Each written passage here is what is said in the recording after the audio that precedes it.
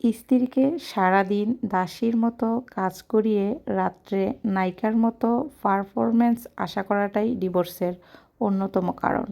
যৌতুককে আমরা ঘৃণা করি, কিন্তু বড় অঙ্কের দেনমোহরকে আমরা চাপিয়ে দিতে বাধ্য করি। স্ত্রীকে যদি সঠিকভাবে ভালোবাসতে না পারো তবে বিয়ে করো না। কারণ একটা মেয়ে সব ছেড়ে আসে শুধু ভালোবাসা পেতে, অবহেলা নয়। বিধবা, তালাকপ্রাপ্ত নারীদের গল্প না পড়ে তাদের গল্প হওয়া উচিত।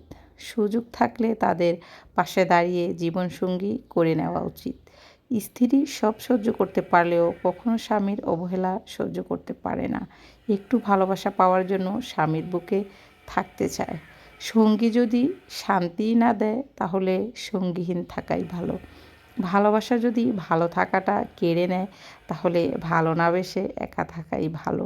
ডিভোর্সের পর একটা ছেলে সুন্দর মতো সংসার গুছিয়ে নিতে পারে, কিন্তু একটা মেয়ে সহজে পারে না। যারা ডাল ভাত, মোটা কাপড় আর সাধারণ ঘরে থাকার মন মানসিকতা রাখে তাদের কখনো ডিভোর্স হয় না।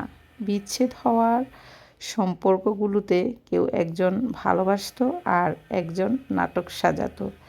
আপনার ডিভোর্স হওয়ার আগে অনেক মানুষ আপনার পাশে থাকবে, কিন্তু ডিভোর্স হওয়ার পর কেউ থাকবে না। জীবন আপনার, তাই সিদ্ধান্ত আপনার। ডিভোর্সের পর দেরিতে হলেও স্বামী নতুন স্ত্রী পায় আর স্ত্রী নতুন স্বামী পায়, কিন্তু একজন সন্তান মা বাবা দুজনকেই হারায়।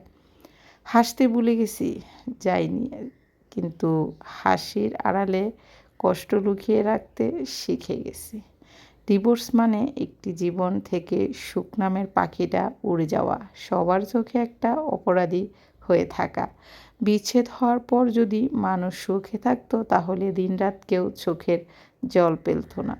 শুধু স্বামী স্ত্রীর কারণেই সংসার ভেঙে যায় না, হাজার হাজার সংসার ভেঙে যায় শুধু পরিবারের অন্যান্য সদস্যদের অসহযোগিতা ও ষড়যন্ত্রের কারণে। আমাকে যে মানুষটা ছেড়ে গেছে তার একটা বিচ্ছেদ হোক, অন্তত তার জানা দরকার ছেড়ে যাওয়ার পর মানুষটা কিভাবে বাঁচে। ডিভোর্সের পর দ্বিতীয় সংসারে যতটা ধৈর্য ধরে নারী, প্রথম সংসারে তার অর্ধেক ধৈর্য ধরলেও সংসারটা টিকে যেত। হাজারো নারীকে স্পর্শ করে দেখো, আলাদা কিছুই খুঁজে পাবে না, কিন্তু এক নারীতে আসক্ত হয়ে দেখো, অন্য নারীর দিকে চোখ তুলে তাকাতে ইচ্ছে করবে না। ডিভোর্সিদের কষ্ট কেউ বুঝতে চায় না।